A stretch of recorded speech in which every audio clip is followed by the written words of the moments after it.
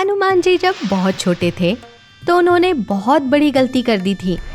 हुआ यूं कि एक दिन उन्हें जोरों से भूख लगी और उनकी माता घर से बाहर जा रही थी। माते, आप कहाँ जा रही हो? मैं ऋषि जी के आश्रम जा रही हूँ, रात देर से लौटूंगी, तुम घर पर ही रहना। रात देरी से? किंतु माते, मुझे भूख लग रही है तो मैं खाऊंगा क्या? भूख कैसे लगेगी? अभी कुछ देर पहले ही तो तुम घर का सारा भोजन समाप्त करके गए थे। हाँ, पर वो भोजन मेरे पेट में से भी समाप्त हो गया माँ। अब जल्दी ही भूख लगने वाली है। ठीक है, भूख लगे तो कुछ फल खा लेना। फल? वो क्या होता है माँ? वो कैसा दिखता है? हमारे घर के पीछे के पेड़ों पर देखना, जो गोल गोल लाल लाल चमकता हुआ दिखे, समझ लेना वही फल है, खा लेना। किंतु माते, अब जाने दो मुझे हनुमान, तंग मत करो। माता अंजनी वहाँ से निकल जाती है। हनुमान कुछ देर तो वहीं शरारत से उल्टी पलटी खाते हैं तो उनकी भूख और बढ़ जाती है। जोरों की भूख लग गई। माते ने कहा था घर के पीछे पेड़ पर जो लाल लाल गोल गोल दिखे उसे ही फल कहते हैं। कहते हुए हनुमान जी देखते हैं तो उनका ध्यान पेड़ों की डालियों में से आसमान में उगा हुआ लाल लाल सूरज दिखाई देता है। उसे देखते ही हनुमान जी खुश हो जाते हैं। ओ, तो ये है फल, लाल लाल गोल गोल। अब मैं अपनी भूख मिटाऊंगा। और उड़ते हुए हनुमान जी सूरज के पास पहुंचकर उसे लाल पका हुआ फल समझकर खा जाते हैं। उनके मुंह में सूरज के समाते ही पूरी सृष्टि पर अंधकार छा जाता है। फिर कई देवी देवताओं के हाथ जोड़ने, प्रार्थना करने पर हनुमान जी सूरज को वापस अपने मुंह से बाहर निकालते हैं। उस दिन पहली बार हनुमान जी और उनकी माता अंजनी को हनुमान की असीम शक्ति का एहसास होता है। फिर तो उनकी शरारतें और भी बढ़ जाती है। आओ मित्र, आज शेर के मजे लेते हैं।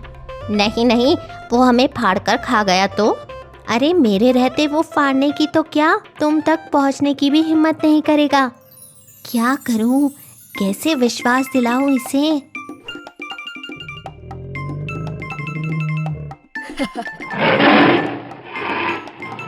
भागो हनुमान, शेर आया।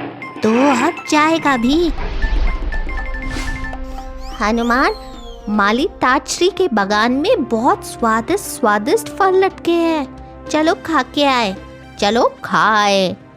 ना बाबा ना, माली ताजश्री डंडे फेंक कर मारते हैं, क्रोधित हो जाते हैं। मेरे रहते तुम्हें डंडे से डरने की जरूरत नहीं है, चलो फल खाते हैं। नहीं नहीं, मैं नहीं आऊंगा।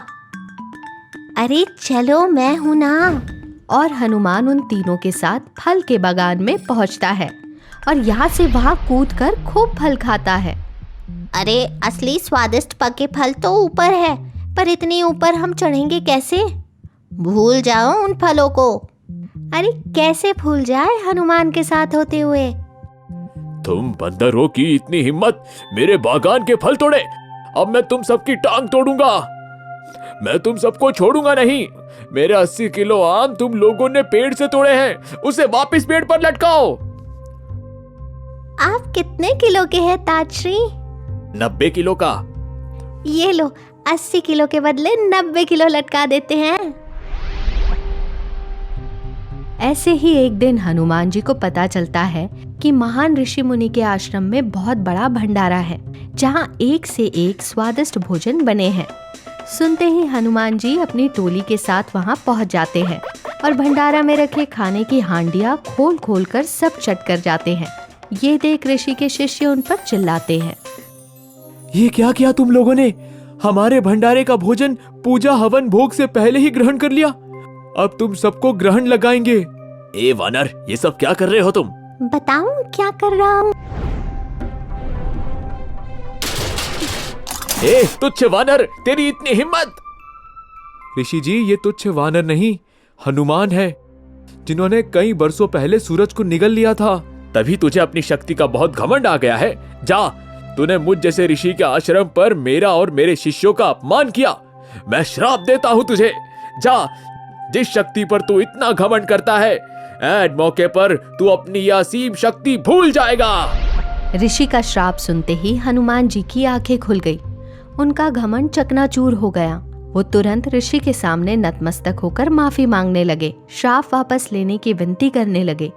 तो ऋषि ने भी बच्चे हनुमान पर दया खाते हुए कहा, मेरा श्राप तो वापस नहीं ले सकता, पर अभी तो इतना जरूर कर सकता हूँ कि यदि कोई तुम्हें तुम्हारी शक्ति याद दिलाएगा तो तुम पुनः अपनी असीम शक्ति के मालिक हो जाओगे और संसार के सबसे कठिन से कठिन कार्य को भी कर लोगे। इसके कई वर्षों पश्चात जब हनुमान जी सीता की खोज में लंका जाने के लिए समुद्र किनारे पहुंचे तो उनकी समझ में नहीं आया कि इतने बड़े समुद्र के उस पार लंका तक वो अपनी सीता माता के पास पहुंचेंगे कैसे। वो अपनी असीम शक्ति भूल चुके थे। तब जामवंत ने उन्हें उनकी शक्ति याद दिलाई। हनुमान, तुम इस तरह समुद्र के सामने विवश होकर क्यों बैठे हो? तुम्हें याद नहीं, तुम में असीम शक्ति है, तुम में उड़ने की शक्ति है। तुम यूं चुटकियों में उड़ते हुए लंका को पार कर सकते हो। और जामवंत के याद दिलाते ही हनुमान को अपनी भूली शक्ति याद आ गई। हाँ, मैं तो बिना कारण ही परेशान बैठा था। मुझ में तो उड़ने की असीम शक्ति है, मैं उसे कैसे भूल गया? आज एक बात मेरी समझ में आ गई है। मेरे बंधुओं को, प्यारे बच्चों, मस्ती को अपनी हद में रहकर करनी चाहिए, वरना बचपन की मस्ती बड़े होने तक हमारा भविष्य खराब कर सकती है। जय सिया राम। गांव में एक ब्राह्मण रहता था। वह आसपास के गांव में भीख मांगकर अपना और अपने परिवार का पेट पाला करता था। एक बार ब्राह्मण को लगने लगा कि उसे बहुत कम भीख मिलती है, जिससे उसके परिवार का गुजारा चलना बहुत मुश्किल हो रहा है। इसीलिए उसने सोचा, मुझे राजा से मदद लेनी चाहिए। ब्राह्मण राज दरबार जाने के लिए घर से निकल पड़ा। जब वो जंगल में से गुजर रहा था तो उसे एक पेड़ के पास एक सांप दिखाई दिया। सांप ब्राह्मण को प्रणाम करके बोला, हे ब्राह्मण महाराज, आज सुबह सुबह कहाँ जाने के लिए निकल पड़े? ब्राह्मण ने अपनी समस्या सांप को बताई। मैं राजा से सहायता लेने के लिए जा रहा हूँ। मुझे पता है आप क्या समस्या लेकर जा रहे हो। तुम्हारे घर में इस समय बहुत गरीबी छाई हुई है, इसलिए राजा से मदद लेने जा रहे हो। सांप, आप तो सब जानते हो। हाँ ब्राह्मण, मैं जादुई सांप हूँ और भविष्यवाणी कर सकता हूँ कि आगे क्या होने वाला है। कैसी भविष्यवाणी? हे ब्राह्मण महाराज, मैं तुम्हें एक भविष्यवाणी सुनाता हूँ। तुम वो राजा को बता सकते हो, लेकिन मेरी ये शर्त है कि राजा से मिलने वाले धन में से आधा तुम मुझे दोगे। ब्राह्मण ने शर्त मान ली। राजा से कहना कि इस साल अकाल पड़ेगा, इसीलिए प्रजा को बचाने के लिए जो भी उपाय करना हो कर लेना। ब्राह्मण ने सांप को धन्यवाद दिया और राज दरबार के लिए रवाना हो गया। अगले ही दिन ब्राह्मण राज महल पहुंच गया। राजा से कहो एक ब्राह्मण आया है जो भविष्यवाणी करता है। राजा ने ब्राह्मण को राज दरबार में बुलाकर पूछा, बताओ, तुम भविष्य के बारे में क्या जानते हो? ब्राह्मण ने सांप द्वारा की गई भविष्यवाणी राजा को सुना दी। राजा ने भविष्यवाणी सुनी और कुछ धन देकर ब्राह्मण को विदा कर दिया। वापस लौटते हुए ब्राह्मण ने सोचा, यदि सांप को आधा धन दिया तो मेरा धन जल्दी समाप्त हो जाएगा।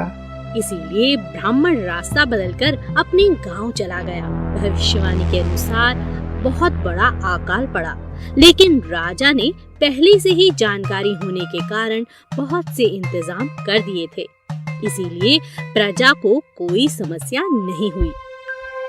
एक साल बीत गया। ब्राह्मण का धन धीरे धीरे खत्म हो गया और ब्राह्मण पुनः राजा से मदद लेने के लिए चल दिया। रास्ते में उसे फिर वही सांप मिला। अभिनंदन करने के बाद सांप ने फिर से ब्राह्मण से कहा, आधा धन देने की शर्त पर मैं तुम्हें एक भविष्यवाणी सुनाऊंगा। तुम मेरी भविष्यवाणी राजा को बता सकते हो। राजा से कहना, इस साल भयंकर युद्ध होगा, जो भी तैयारी करनी है कर लो। आधा धन देने का वादा कर सांप से विदा लेकर ब्राह्मण राज दरबार पहुंचा। राजा ने बहुत सम्मान के साथ ब्राह्मण का स्वागत किया और एक और भविष्यवाणी करने के लिए कहा। महाराज, इस साल एक बहुत भयंकर युद्ध होगा। आपको जो भी तैयारी करनी है अभी से कर लो। इस बार राजा ने ब्राह्मण को पहले से भी अधिक धन देकर विदा किया। अब रास्ते में फिर ब्राह्मण ने सोचा, यदि सांप मिला तो आधा धन मांगेगा। इतने सारे धन का आधा मैं उसे क्यों दूं? क्यों ना सांप को लाठी से मार दिया जाए। हाथ में लाठी लिए ब्राह्मण जब सांप के पास पहुंचा तो सांप खतरा भांपकर बिल में जाने लगा।